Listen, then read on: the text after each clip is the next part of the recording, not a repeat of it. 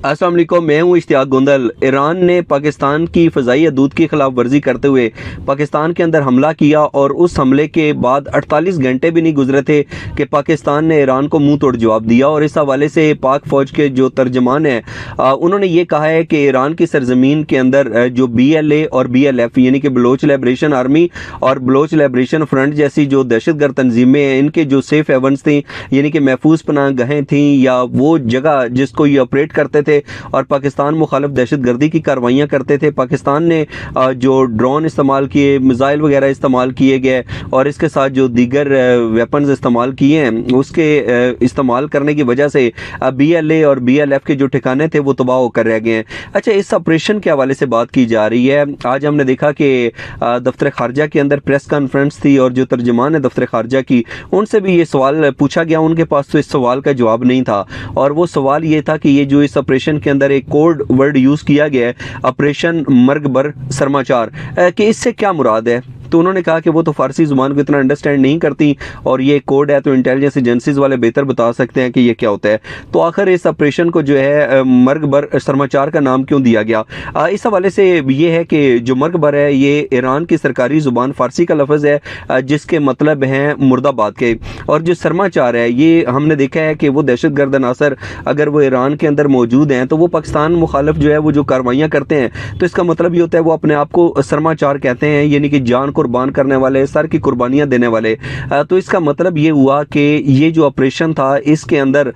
वो लोग जो कि मुर्दाबाद हो गए और वो लोग जो कि पाकिस्तान मुखालिफ कार्रवाइयां करते थे उनको जो है मार दिया गया। तो इसका मतलब जो है ये निकला सरमाचारों की मौत, और क्योंकि इसके अंदर उन्हीं को निशाना बनाया गया तो इस हवाले से इस ऑपरेशन का नाम जो है मर्गबर सरमाचार रखा गया। और इसके साथ साथ अगर हम पाकिस्तान के हमले की बात करें, जिस तरीके से ईरान को एक मुंह तोड़ जवाब दिया गया है, अब उसके बाद जो है दो तीन चीज़ें बड़ी अहम है कि इस हमले के ऊपर पाक फौज का रद्द-ए-अमल मैंने आपको बता दिया कि उन्होंने क्या कहा है, लेकिन ईरान की तरफ से एक ऐसा बयान सामने आया है जो कि एक संगीन सूरत-ए-हाल पैदा कर सकता है। और इसके हवाले से एक बात भी की गई है। आज दफ्तर खारजा के अंदर एक साफ़ी थे, उन्होंने सवाल किया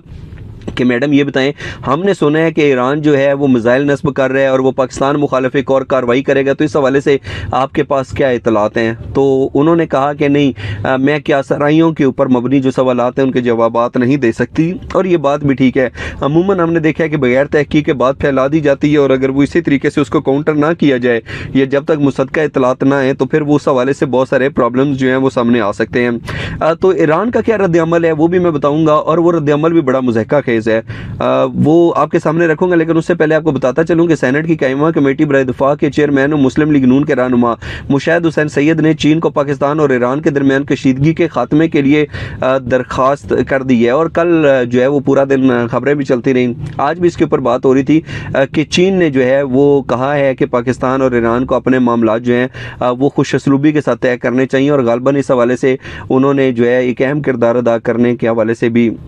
बात की है। इसके साथ साथ जो अफ़गानिस्तान के अंदर जो अफ़गान तालिबान की हुकूमत है उन्होंने भी कहा है कि बड़ा वाज़ेह तौर के ऊपर कि पाकिस्तान ईरान को ज़िम्मेदारी का मुज़ाहरा करते हुए तहम्मुल का रास्ता अपनाना चाहिए। अब हुआ तो यही है कि ईरान ने बैनुल-अक़वामी क़वानीन की खिलाफ वर्जी करते हुए पाकिस्तान की फ़ज़ाई हदूद की खिलाफ वर्जी की, और उसकी तरफ से भी जो एक लॉजिक दी गई, उन्होंने कहा कि यहाँ पे जैश-उल-अदल जैश-उल-अदल बेसिकली क्या है, आपने जंदोला का नाम सुना होगा, और जंदोला के हवाले से ईरान ये समझता था कि ये वो दहशतगर्द तंजीम है जो कि ईरान को नुकसान पहुंचाती है, ईरान मुखालिफ सरगर्मियाँ करती है, हमारे जो सिक्योरिटी फोर्सेस के एहलकार हैं उनको मारती है, और जो जंदोला की या जैश-उल-अदल की सरपरस्ती करने वाला है वो अमेरिका है और सऊदी अरब है। और वो जो है ना वो एक तंजीम का नाम भी देते थे, जुल्म का नाम दिया जाता था कि वो तंजीम है जो सिर्फ जुल्म करती है। तो इस हवाले से भी जो है वो बड़ी अहम चीज़ें सामने आई, और उसके बाद जो है उनकी तरफ से, ईरान की तरफ से ये कहा गया कि ये तो उनकी सरपरस्ती करते थे,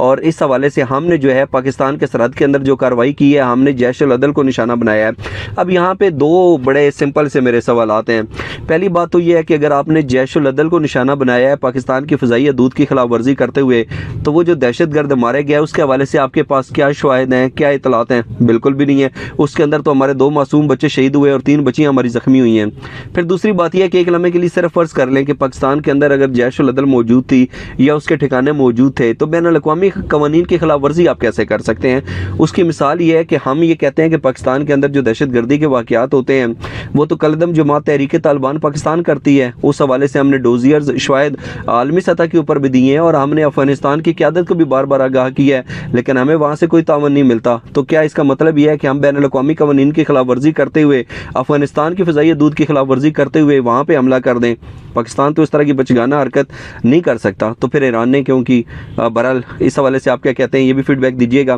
اچھا، اب جو امپورٹنٹ ترین ہے نا وہ یہ ہے کہ اس حملے کے بعد ایران کا اس کے اوپر رد عمل کیا ہے۔ میں ابھی تھوڑی دیر پہلے پڑھ رہا تھا اور اس کے اندر کہا گیا کہ ایران نے دعویٰ کیا کہ حملے میں 3 خواتین، 4 بچوں سمیت 9 افراد تمام غیر ایرانی مارے گئے، یہ نہیں مارے گئے، اس کے اندر بچے اور خواتین ہیں، دہشت گرد تو ہیں ہی نہیں۔ اب آپ اس کو ذرا دیکھ لیجئے۔ پھر دوسری بات یہ ہے کہ پاکستانی ناظم الامور کو ایرانی وزارت خارجہ نے طلب کر لیا اور اس کے ساتھ ساتھ پاکستان حملہ ایران کے ساتھ اپنے سفارتی تعلقات کم کرنے کے بعد کیا گیا۔ بہرحال یہ والی خبریں ہیں اور اس کے اندر میں نے ISPR کا رد عمل آپ کو بتا دیا۔